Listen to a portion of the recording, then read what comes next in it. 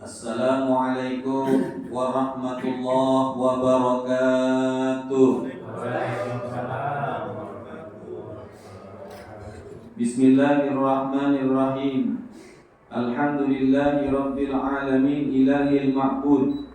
Wassalatu wassalamu ala aini sirril wujud wa asli kulli nuril mawjud sayyidina wa maulana Muhammadinil mahmud wa ala alihi wa sahbihi adada kulli saqiyyin wa masbud, amma ba'du. Subhanaka la ilma lana illa ma'allamtana innaka antal alimul hakim. Rabbi shrah li sadri wa yassir li amri wahlul 'uqdatam min lisani yafqahu qawli. Allahumma ja'alna mimman yastami'una al-qawla fayattabi'una ahsana. Amin ya rabbal alamin. Para sepuh, bini sepuh, para rawuh jajaran ketakmiran Masjid Al-Ma'arif lan sedaya para jamaah, para pecinta majelis ilmu ingkang sedayanipun sangat kula hormati lan kula banggakan rahimakumullah.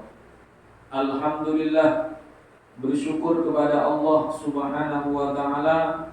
Dalu menika kula lan panjenengan tasih diparingi nikmat sehat lan nikmat sempat panjang umur sehingga kita saged kempal malih ke Masjid Al-Ma'arif ngaji bareng, ngaji sampai mati, mencari rahmatnya Allah. Ranten tiyang kang madosi ilmu niku sami mawon kali tiyang kang madosi rahmate Gusti Allah. Nek kita niki kepengin angsal rahmate Gusti Allah teng dunya sampai ngantos teng akhirat, maka yang paling gampang senengo ati kula panjenengan hadir teng majelis-majelis ilmu. Talibul ilmi talibur rahmah. Orang yang mencari ilmu itu sama halnya dengan orang yang mencari rahmat Allah. Ya namanya mencari, ya harus keluar, ya harus menggerakkan tubuh, menggerakkan kaki, memenuhi tempat-tempatnya orang-orang yang soleh, perkumpulan orang-orang yang baik, yang dimana perkumpulan orang-orang baik adalah merupakan salah satu dari antara perbuatan-perbuatan di dunia yang besok ketika kita meninggalkan dunia ini, ya sesuatu yang paling kita banggakan bagi siapa yang suka hadir di majelisnya orang soleh, dan sesuatu yang paling disesalkan bagi orang yang tidak pernah kumpul di majelisnya orang-orang soleh. Iki dawuhe Gusti Allah. Nggih, sanes dawuhe kula tapi dawuhe Gusti Allah. Sebagaimana yang dulu pernah saya sampaikan. Jamaah yang dirahmati Allah, sholawat ma'assalam juga tak lupa kita haturkan kepada junjungan kita baginda agung Nabi besar Muhammad sallallahu alaihi wasallam beserta keluarga dan para sahabatnya serta pengikutnya sampai akhir zaman. Sebagaimana janji kula, khusus di bulan yang utama, bulan yang mulia Rajab Sya'ban, kita ngaji apa yang terkait dengan peristiwa yang terjadi di dalam bulan Rajab ini, yaitu peristiwa Isra dan Mi'raj.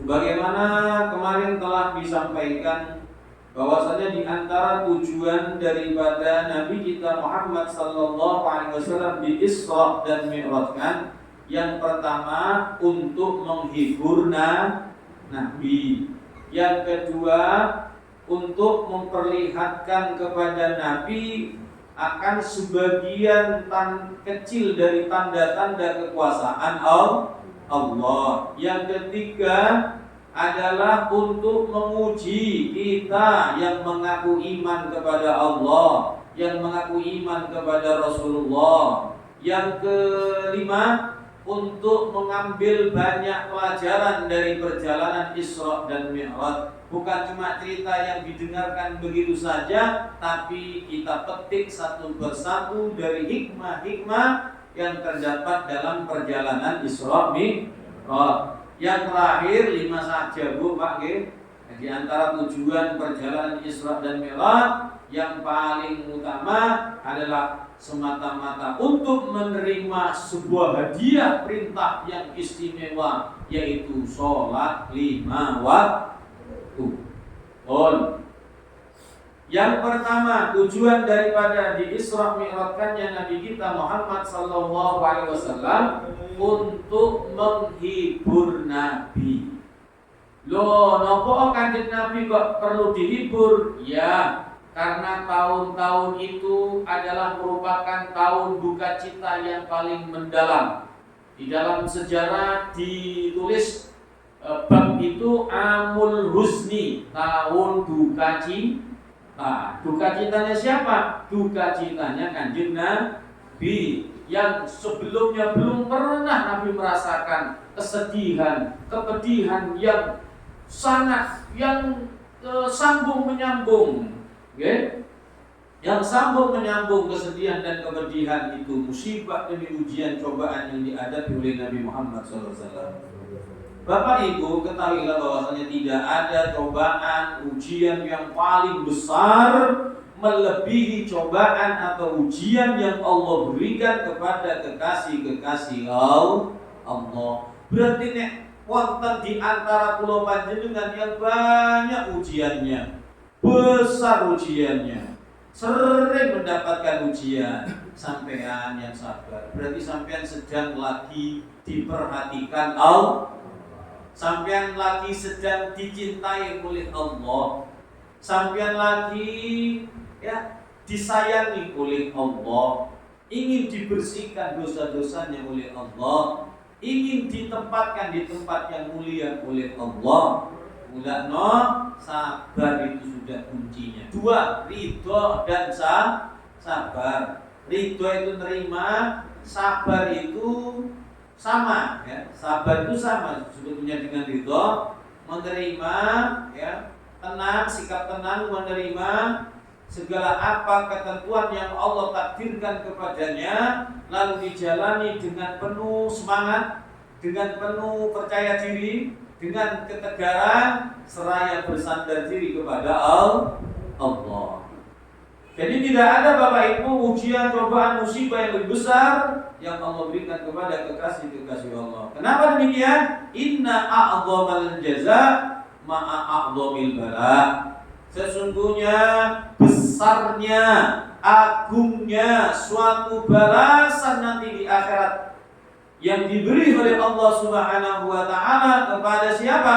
Besarnya balasan hanya diberikan kepada orang yang paling besar menghadapi ujian dan cobaan yang datangnya dari Allah. Ujian dan cobaan berupa perintah-perintah Allah, perintah-perintah Rasulullah. Ujian dan cobaan berupa larangan-larangan Allah dan larangan-larangan Rasulullah. Ujian dan cobaan berupa apa? Musibah-musibah, sakit, ekonomi singset, ekonomi kurang, ya mungkin diuji oleh orang-orang yang kita cintai, oleh orang-orang yang kita sayangi, oleh orang-orang terdekat kita, diuji ekonominya dan lain sebagainya, musibah-musibah yang lain.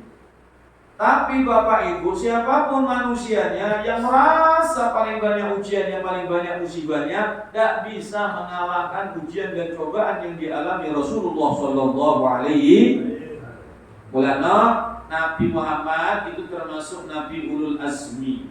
Nabi Ulul Azmi itu ada 5 Pak. Nabi yang ujian dan cobaannya paling berat, musuhnya paling banyak.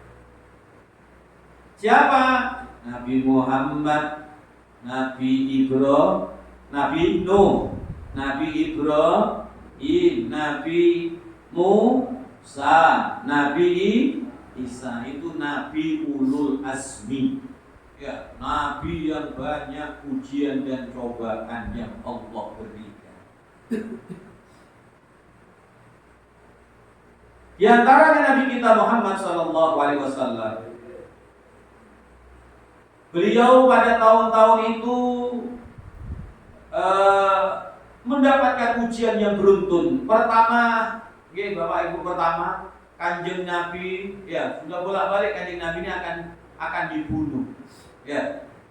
Bahkan sampai saking bodohnya wong jahiliyah itu datang kepada Abu Thalib, "Ya Abu Thalib, saya membawa pemuda tampan. Kula beto wong lanang nom ganteng. Ayo oper-operan yuk. Iki ponakanku sampean rawat kene, ponakanku tak rawat aku tak pateni."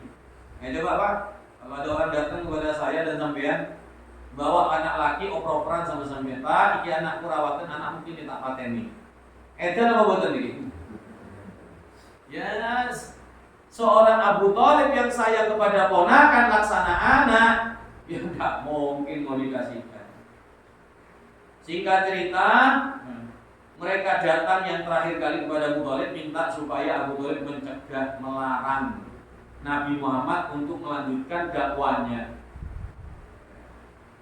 Terserah, aku tawarkan kepadanya, silakan sampaikan Abu Thalib. Dia mau minta kerajaan, kami carikan, kami kasihkan. Mau minta harta kaya raya, kami berikan, kami carikan di seluruh penjuru dunia. Mau minta perempuan yang cantik 1, 2, 10 ribu, saya kasih, kami kasih. Asalkan ia menghentikan dari dakwanya. Disampaikan sama Abu Thalib, "Muhammad, katanya orang-orang kafir Quraisy itu begini.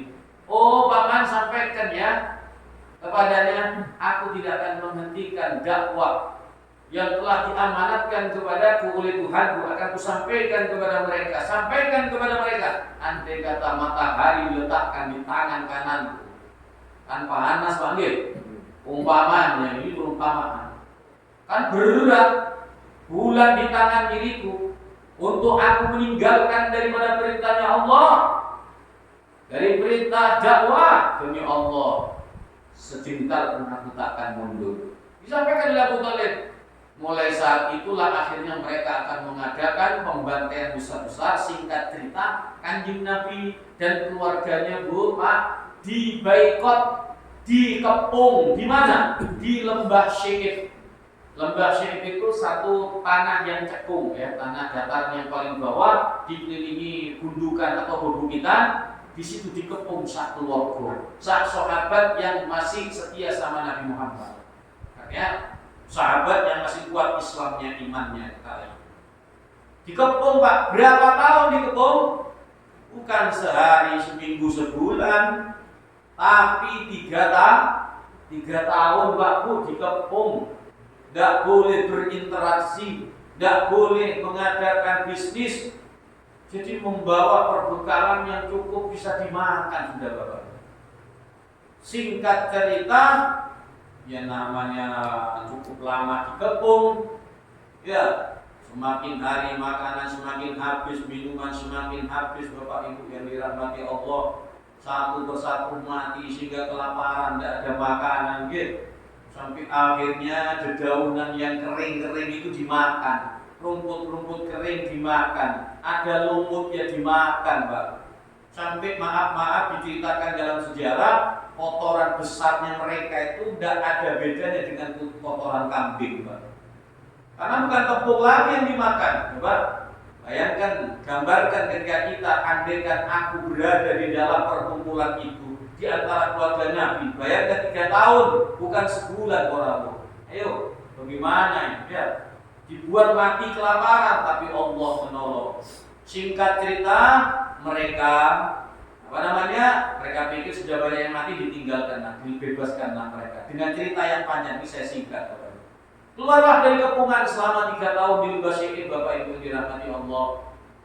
Allah tidak seberapa lama dari kejadian itu, wanita yang berjuang bersama Nabi, yang mengorbankan semua hartanya, cintanya dipersembahkan untuk mengabdi kepada Nabi Muhammad. Tidak pernah berkeluh kesah tentang habisnya harta yang disumbangkan untuk perjuangan Nabi Muhammad.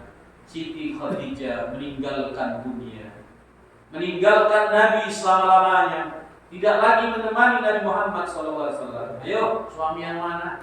ketika punya istri setia, ketika punya istri cinta dan sayang kepada suami, ketika punya istri hartanya banyak, diperbantukan untuk suami, mungkin ekonominya kurang suaminya, mungkin sudah tua tidak kerja, tapi istri punya rezeki, punya harta, ya yang tersimpan. Gue sudah masa kan ibadah saja, nggak usah kerja. Biar tanah yang ada di sana kita jual, kita buat nyambung hidup. Habis semua, tapi tidak nyesel sedikit pun bapak ibu. Tidak pernah ngamuk, muring, ngopel kena di Nabi Siti Khadijah ini istri yang paling sempurna. Nah, makanya Siti Khadijah mendapatkan salam dari Allah. Jadi Siti Khadijah itu bukan radhiyallahu anha, tapi alaihas salam. Kenapa? Karena mendapatkan kirim salam dari Allah Subhanahu wa ta'ala. Meninggal dunia kehilangan. Kan gitu ya? Kehilangan ketika kita punya pendamping hidup yang masya Allah yang mencintai kita, ditinggal wafat, sedih. Yang kesedihan itu tidak sehari dua hari, berbulan-bulan. Ya bagaimana tidak? Selama 25 tahun kumpul ya bersama orang yang baik, orang yang berakhlak, orang yang peduli, orang yang ngabdi. Tidak pakai disuruh, pokoknya sudah suami sudah beres. Luar biasa kehilangan Rasulullah SAW. Sehingga tidak bisa menghilangkan. Jadi sifat kemanusiaan Nabi itu saat itu Nabi tidak bisa belum bisa menghilangkan dari benak Nabi SAW. Tapi bukan berarti Nabi ini lemah. Ya cuma Allah Subhanahu wa ta'ala ya tadi, karena Nabi ini orang yang paling dicintai, yang paling disayang oleh Allah, Allah yang paling tahu tentang bagaimana imannya. Allah masih ingin sekali lagi menguji Nabi Muhammad SAW. Ternyata tidak seberapa lama, kira-kira 1 bulan 2 bulan dari wafatnya Siti Khadijah, paman gak tercinta, paman selaku ayah Abu Thalib, saudaranya Abdullah meninggal dunia pisan bahu, ditinggalkan wafat kanjeng Nabi selama-lamanya.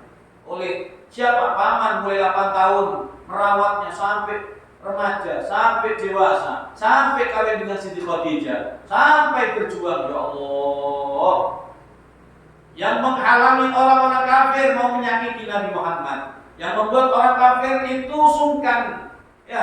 sungkan mau menyakiti Nabi Muhammad karena melihat Abu Thalib yang melindungi Nabi Muhammad dari ancaman-ancaman akan dibunuh.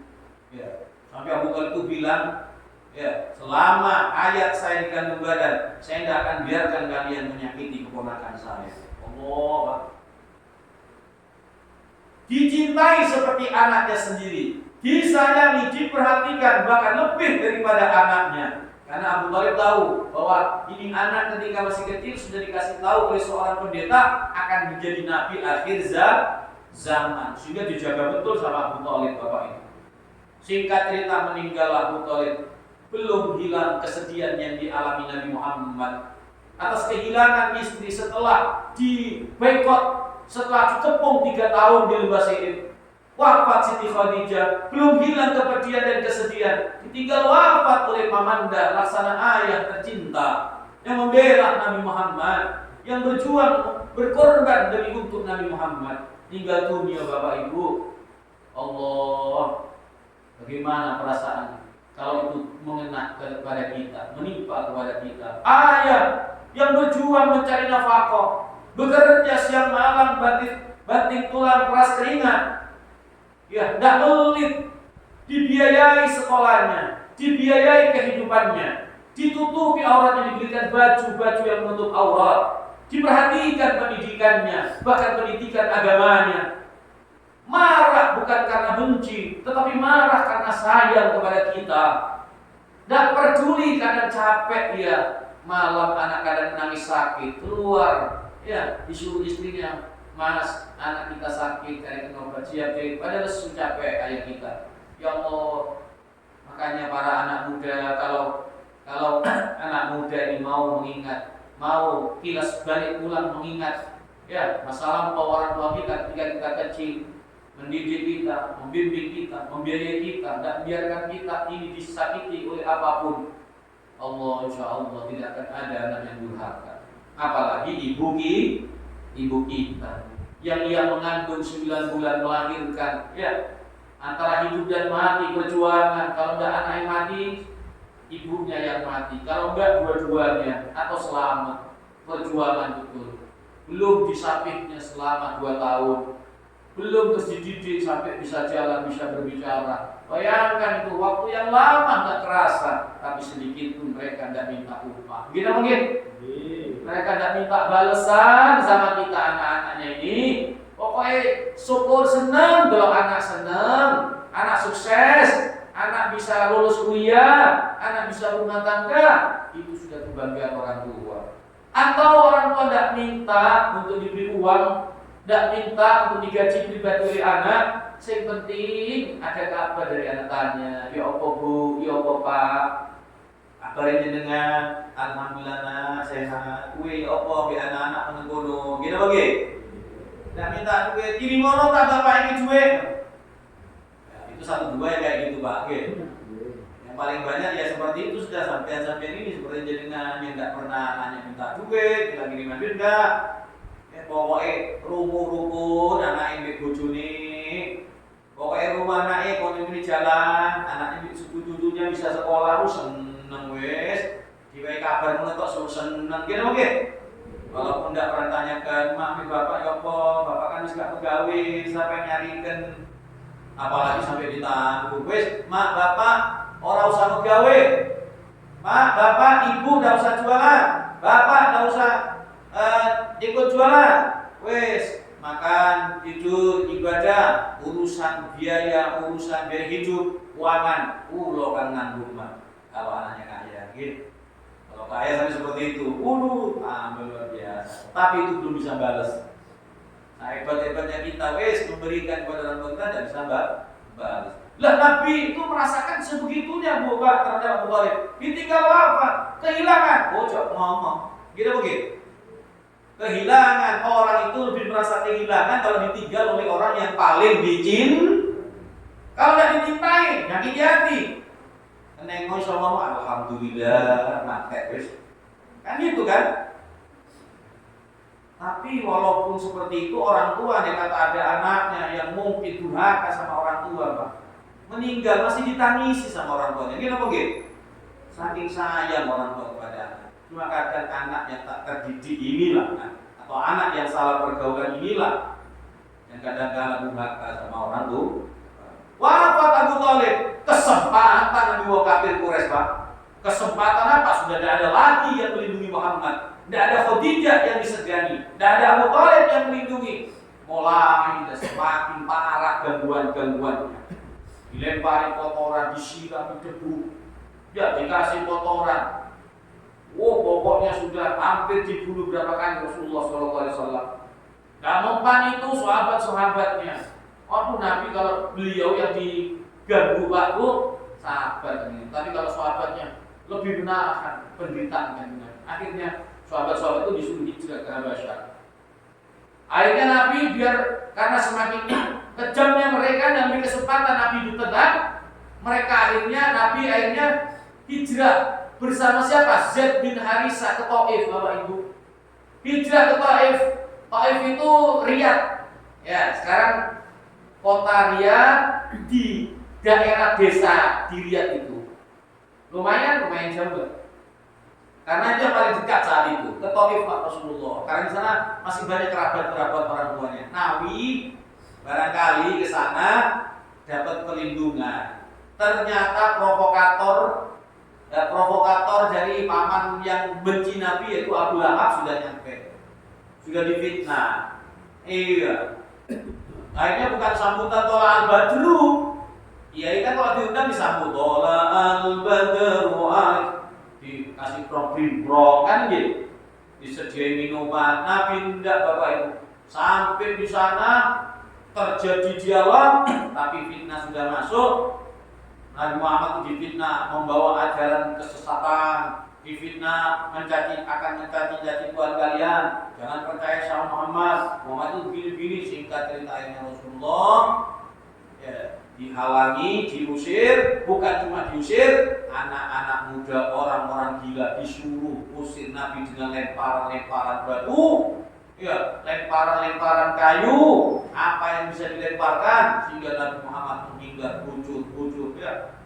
Ya, Zaid bin Harisah Bapak Ibu yang tidak tinggal diam menjadi bempernya Nabi Muhammad, pelindungnya Nabi Muhammad. Jadi endas Nabi awal ini diserahkan ke batu-batu yang mengarah kepada Rasulullah. Sampai dikatakan saat itu Zaid bin Harisah orang rupa wong.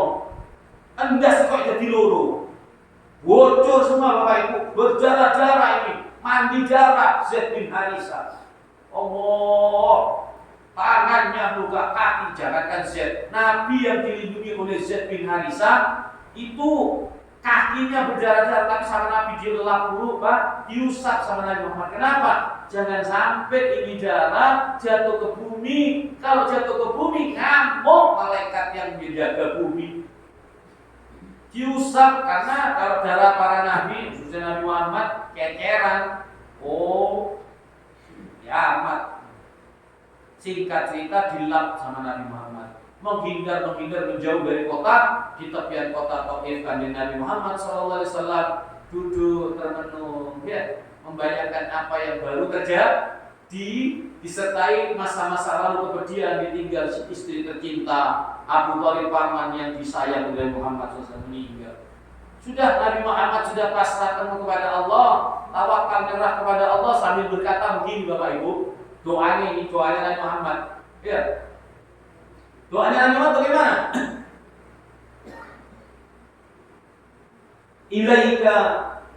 Ilaika asku dhuffa quwwati wa qillat milati wa hawani bainan nas anta rabbil mustad'afin, katanya Allah Subhanahu wa taala. Ya Allah, hamba sudah tak punya daya. Aku keluh kesah kepadamu ya Allah atas kelemahan dan kekuatanku ya Allah, serta ketidakberdayaanku dan kehinaanku di antara manusia ya Allah. Kemudian, duhai Tuhan ya orang-orang yang lemah, tolonglah hambaku ini, katanya Muhammad SAW. Meneteskan air mata Nabi sambil berdoa Bapak Ibu. Tapi tidak doa jelek. Padahal Nabi didolimi. Inilah rahmatnya Nabi Muhammad. Coba kanjeng Nabi itu mau jelek, oh marah guys. Sehingga saat itu datanglah malaikat, ya, malaikat penjaga gunung, ya, menawarkan kepada Nabi Muhammad, urang ajar teman wong Taif ini, urang ajar sungguh masyarakat Taif telah membuatmu sedemikian rupa Muhammad. Izinkan kepadaku untuk melemparkan ini gunung Taif ke kota mereka, biar sekalian mereka tenggelam semua. Apa kata Nabi Muhammad SAW? Jangan wahai malaikat. Ya, jangan. Mereka tidak tahu kebenaran yang aku bawa. Jangan kau perlakukan seperti itu. Aku berharap, katanya Nabi, mudah-mudahan kalau mereka sekarang tak beriman, kalau mereka sekarang tidak percaya, kalau mereka sekarang mudah difitnah dengan orang-orang yang memfitnah diriku, semoga Allah nanti di belakang mereka melahirkan anak keturunan dari punggung-punggung mereka, melahirkan dari anak keturunan mereka hamba-hamba yang menyembah Allah, yang mengisahkan Allah, yang tidak menyekutukan Allah dengan sesuatu apapun. Di Kubah, tungguannya kanjeng Nabi itu di puncak itu musibah terbesar Nabi Muhammad. Berdarah-darah Rasulullah SAW. Tidak jadilah malaikat itu memberikan adab kepada penduduk Taif. Dan nyatanya betul Bapak Ibu, ketika Rasulullah wafat terjadi murtad besar-besaran di seluruh penjuru negeri. Yang kuat cuma 3 kota, Mekah, Madinah, dan kota Taif. Kota Taif ini termasuk yang Islamnya kuat. Peninggalan generasi yang lemparin tadi, anak cucunya kan masuk Islam, kuat Islamnya Pak. Ketika Nabi wafat, tidak murtad. Kenapa? Barokahnya doanya kanjeng Nabi. Sudah, akhirnya Nabi menyembuhkan luka-lukanya, pulang ke kota Mekah sambil menyembuhkan luka sisa di sana. Disitulah Nabi Muhammad SAW didatangi oleh malaikat Jibril atas perintah Gusti Allah. Singkat ceritanya ini ya, Nabi tinggallah kembali di Mekah. Dalam ada 2 riwayat, ada yang mengatakan beliau tidur di rumah Ummi Hani Salah satu istri beliau ada yang mengatakan beliau tidur di antara Ka'bah. Abu Bakar satunya kalau nggak keliru Ali menurut. Kanjeng Nabi di tengah-tengah Bapak Ibu. Oke. Ada dua riwayat ini. Ya. Bagaimana keterangannya? Bawaina makanan Nabi Sallallahu Alaihi Wasallam fi baiti ijahu Jibril. Ini mulai memasuki cerita Isra Mi'raj Bapak Ibu. Ya. Ketika Rasulullah Sallallahu Alaihi Wasallam sedang berada atau berbaring di rumahnya Ummu Hani ini ya. Ija'ahu Jibril, beliau didatangi malaikat Jibril. Jadi Nabi kok apa ya lele-leyan antara kayak mau tidur atau enggak gitu. Tahu datang Jibril tanpa ngasih pembicaraan, tanpa ngomong diikutin. Ya. Melok maksudnya gitu, Pak. Oke, ikut gitu. Tuntut sama malaikat Jibril tanpa diajak ngomong. Dibawa kemana? Dibawa ke Masjidil Haram. Fa akhrajahu ilal Masjidil Haram. Maka Jibril mengeluarkan Nabi Muhammad dari rumahnya, menuntunnya kemana? Ke Masjidil Haram. Ini cerita dinukil diambil dari hadis sahih, ya. Kalau yang tidak percaya dengan cerita Isra bukan dosa kafir. Paham ya? Kenapa? Dalilnya Al-Qur'an. Adanya cerita Isra itu karena ada dalil penguatnya Al-Qur'an. Dan tafsirnya cerita Isra ada di dalam hadis Nabi Muhammad. Sampai buka ya tafsir yang ada, semua tafsir itu menceritakan tentang Isra-nya Nabi Muhammad sallallahu alaihi wasallam dengan dalil hadis yang panjang Bapak Ibu. Ini langsung saya mengambil dari kitab yang bisa cukup untuk melengkapi cerita, okay? Melengkapi cerita. Ini kita cerita poin yang pertama dulu. Biar ingat ini menceritakan poin yang pertama, okay? Kalau tidak selesai dilanjutkan di pertemuan yang datang.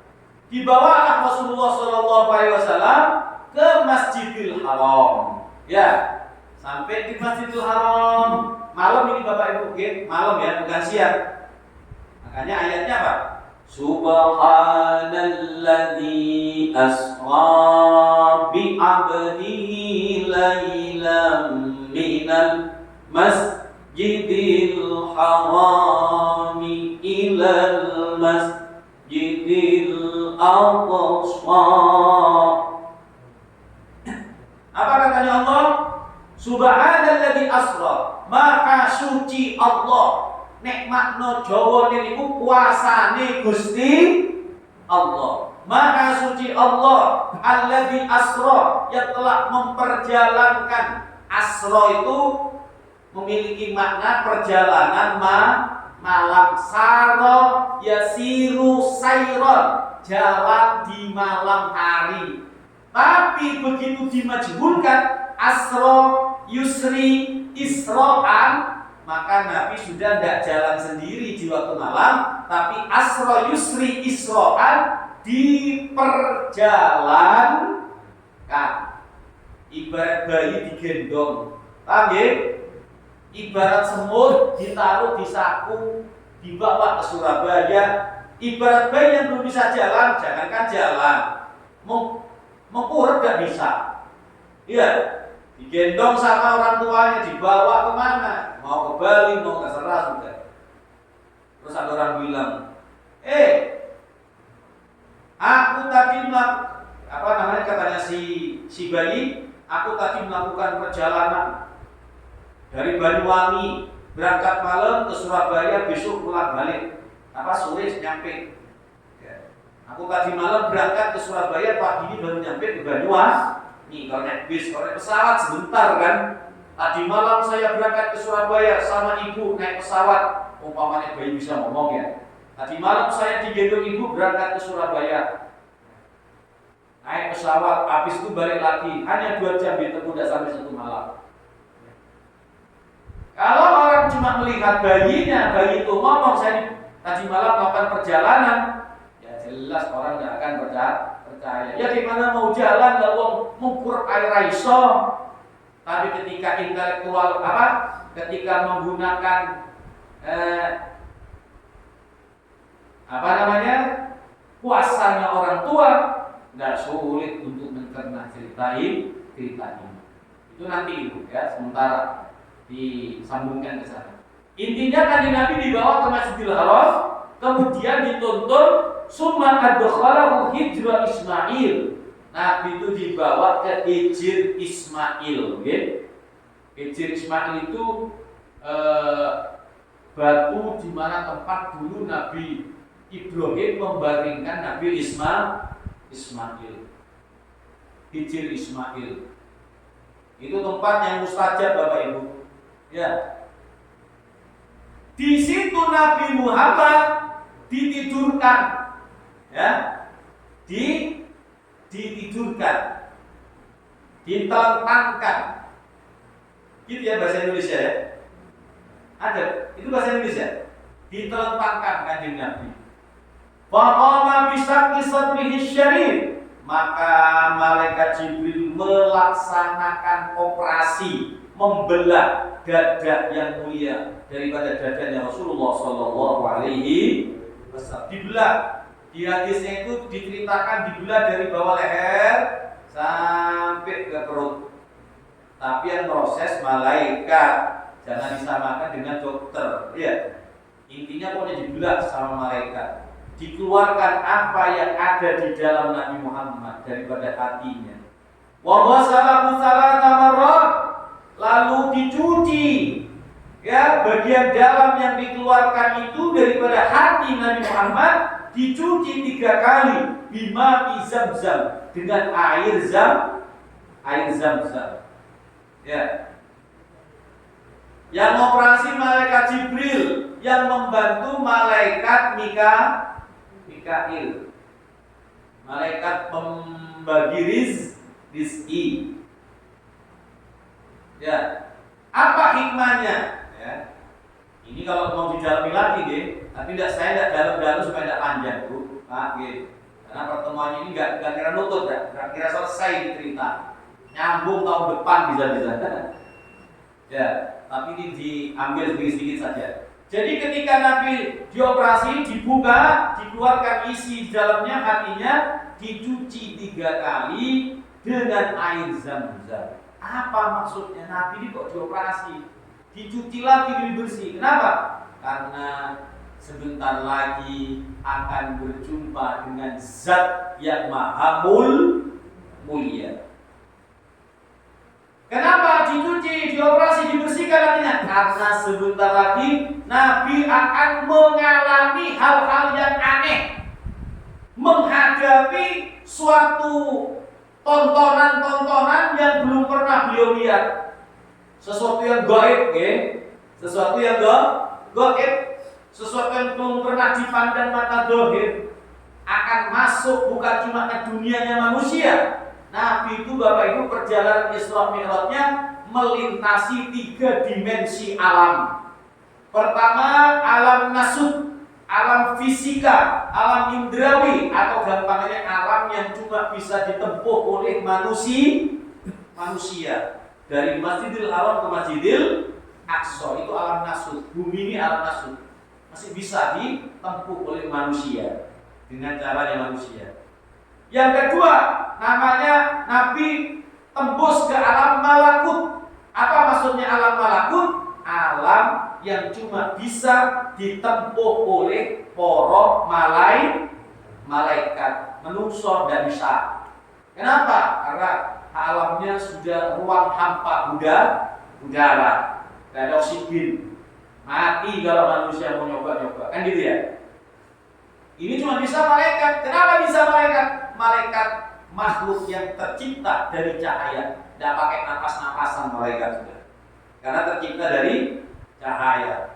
Makanya orang kalau dengarkan cerita Isra ini harus iman yang dipasang. Akal seakan-akan dibuang sudah. Tidak pakai akal. Orang dengarkan cerita Quran, cerita hadis, tidak pakai akal, tapi pakai iman. Jangan dulu pakai akal. Kalau pakai akal, pertanyaannya endani.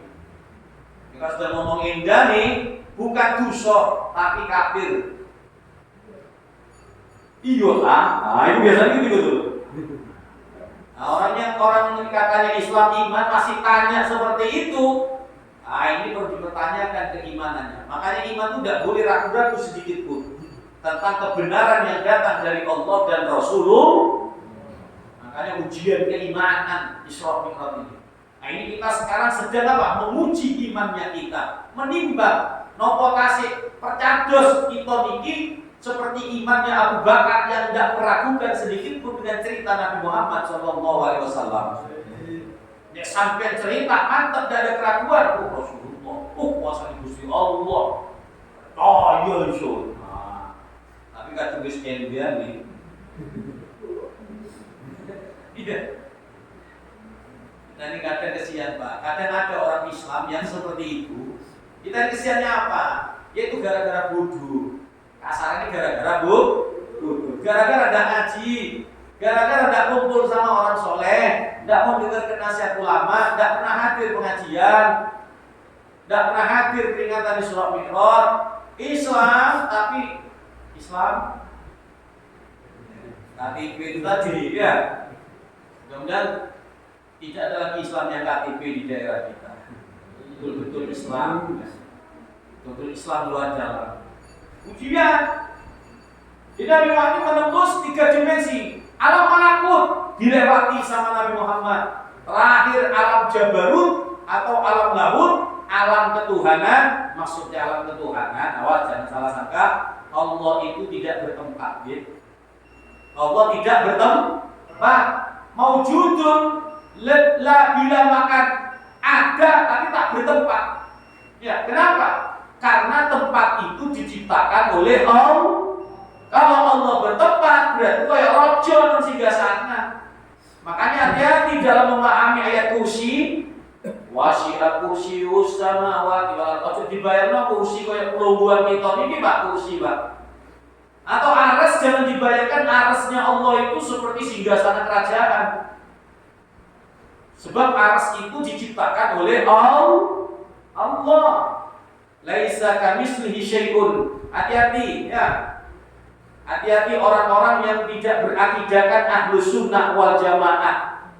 Ya, sebab ada kelompok yang suka nyala-nyalakan akidahnya tidak seperti akidah sampean. Ya, akidahnya terjesim, menjisimkan Allah, menyetarakan Allah dengan makhluk hanya karena kurang memahami luasnya Al-Qur'anul Karim. Ya, yang dibahas kursinya Allah, yang dibahas singgasana arasnya Allah. Ya, tapi mereka salah memahami daripada istawanya Allah. Ya, dan ini harus hati-hati dalam hal akidah, Pak. Maka tidak ada akidah yang paling benar dan paling kuat melainkan daripada akidah yang disusun oleh Al-Imam Abul Hasan Al-Asy'ari Abul Mansur Al-Maturidi. Itu akidahnya kita Ahlus Sunnah wal Jamaah. Hati-hati walaupun kalau kesana panjang lagi nanti dia. Ini terkait dengan alam jabarut, alam ketuhanan. Artinya suatu alam, jangankan manusia, malaikat Jibril sekelas Jibril tidak bisa menembus alam jabarut, alam yang paling tinggi. Tapi Nabi Muhammad bisa nembus semuanya. Kok iso? Nah, Bapak lihat, kalau ada yang tanya, kok iso? Kok bisa Nabi Muhammad? Karena beliau bisa karena diperjalankan, bukan jalan sendiri. Sampai jalan ke Allah. Makanya ayatnya subhanalladzi asra. Ini sampai kalau udah mau balik Isra Mi'raj tak kira hatam, Pak. Gitu apa gitu? Mau hatam, 1 jam ceramah. Entek dulu, entek orang setahun sebisa. Gitu. Untungnya ada majelis taklim rutin. Alhamdulillah bisa nyelesaikan ini pelan-pelan tapi pasti. Dan mudah-mudahan istiqomah sampai kiamat, gitu. Sampai kiamat, Pak. Kalau nanti ganti takmir lagi, takmir berikutnya meneruskan. Ada yang kurang tinggal meningkatkan, kan begitu. Nggak usah menyalah-nyalakan yang dulu yang kurang sudah, yang sekarang. Kalau kemarin ada yang kurang ditambah, ya, dengan tetap menghargai yang lama. Pun begitu juga nanti berganti lagi, perbaiki, semakin tambah baik, ya. Dan seterusnya. Jamaah dirahmati Allah Subhanahu wa taala, ini dari mantun bikin pun sholawat gitu. Lanjut sedikit ya. Oh, jadi Nabi Shallallahu Alaihi Wasallam kenapa kok dioperasi? Karena akan mengalami perjalanan yang agung yang luar biasa. Kalau nggak kuat-kuat hati, kalau nggak dengan hati yang bersih, aduh, ini gambaran bagi kita yang hidup di dunia. Kalau ingin kuat hidup di dunia, pertama iman yang kuat kepada Allah. Kalau ingin tegar hidup di dunia menjalani ujian dan cobaan, perintah Allah, larangan Allah, musibah, ingin kuat, ingin tegar, ingin istiqomah dalam kebaikan, satu iman yang kuat, dua bersihkan hatimu. Ojo duwe hati kotor. Orang kalau punya hati kotor, pikirannya kotor, jiwanya butek, imannya tidak tembus. Akhirnya gagap-gagap, gimana begini? Nah, ini makanya hidup ini bukan bim salah bim abrah, ya. Tapi hidup ini punya cerita tujuan. Dari Allah akan kembali kepada Allah, menjadi tugas hamba di dalam kehidupan dunia ini. Mulanya harus kuat, Pak. Hanya iman yang bisa memberi kekuatan kepada seseorang. Hanya hati yang bersih akan bisa lebih bijak menyikapi misteri-misteri kehidupan, ujian dan cobaan yang datang kepada kita. Kemudian Nabi dicuci dengan air Zam-Zam 3 kali, dengan biar tahu bahwasanya air Zam-Zam itu adalah air yang paling mulia. Makanya dipilih air Zam-Zam. Makanya ibu bapak kalau dikasih air Zam-Zam sama orang yang datang umroh, datang haji, jangan cuma diminum tok biasa, tapi sertakan niat. Kalau tidak apa Indonesia, ya Allah, saya niat minum air Zam-Zam seperti yang diniatkan oleh orang-orang soleh. Kalau mau ditambah, Allahumma inni as'aluka ilman nafi'ah wa amalan mutasaddiqan wa amalan mutaqabbalan wa rizqan wasi'an wa qalban, ya, dan lain sebagainya, gitu. Sampai minum sudah. Ya. Atau biar nggak habis, separuhnya masukkan ke airnya sampean, biar nyambung terus dengan barokahnya air Zam-Zam. Mungkin Bu, air Zam-Zam itu air yang paling mulia setelah air yang keluar dari jari jemarinya Rasulullah. Ada air yang paling mulia, itu air yang keluar dari jari jemarinya Rasulullah. Ya, tapi ada pendapat lain, air yang paling mulia adalah air Zam-Zam dengan versi makna yang lain. Makanya dipilihkan air Zam-Zam dicuci. Ini apa ini? Terkait dengan bersih suci. Selalulah nyambung wudu dengan air yang suci. Yu'awinuhu fi dzalika Mikail, yang membantu malaikat Jibril mengoperasi Nabi Muhammad, mencuci hati Nabi Muhammad adalah malaikat Mikail. Titik sampai malaikat Mikail ya. Kita lanjutkan pada pertemuan yang akan datang. Kesimpulannya, cerita singkat yang barusan ini Bapak Ibu, hikmah yang dapat kita ambil, wong urip iki kudu ana sing bimbing, betul? Harus ada yang nuntun. Nabi Muhammad saja ada yang nuntun, malaikat Jibril. Yang kedua, menjalani hidup di dunia yang begitu banyak ujian dan cobaan harus punya fondasi yang kuat. Apa itu? Iman dan kebersihan hati. Oke. Kemudian dicuci dengan air Zam-Zam. Ini maknanya supaya kita selalu menjaga hati yang bersih, yang sudah bersih dari Allah, supaya tetap terjaga, maka selalu bersihkan dengan air wudu. Ya, bersihkan dengan air wudu, karena setiap kita berwudu melebur dosa-dosa. Yang dosa dari wajah menetes hilang, jenggot, yang makanya jenggot ini jangan dilap kalau habis wudu, biarkan dia turun, membawa apa? Membawa sisa-sisa dosa-dosa yang ada yang telah dibawa dari wajah, dari mata, dari hidung, dari mulut. Biarkan, tidak usah makruh. Makanya hukumnya makruh habis wudu diandung itu hukumnya makruh. Kenapa? Eman. Jangan sampai tetesannya berhenti diandung, akhirnya tertahanlah dosa-dosa itu. Maka biarkan menetes, biarkan mengalir. Selalu dalam wudu, Bilal bin Rabah mendapatkan kedudukan, ompennya sudah nyampe di surga. Gara-gara apa? Bilal suka menyambung wudu. Mudah-mudahan jadi bermanfaat, ilmu yang barokah. Hanya umur kita sambung kisah-kisah Isra Mi'raj pada pertemuan-pertemuan yang akan datang. Wallahu muwaffiq ila aqwamit thoriq. Wassalamualaikum warahmatullahi wabarakatuh.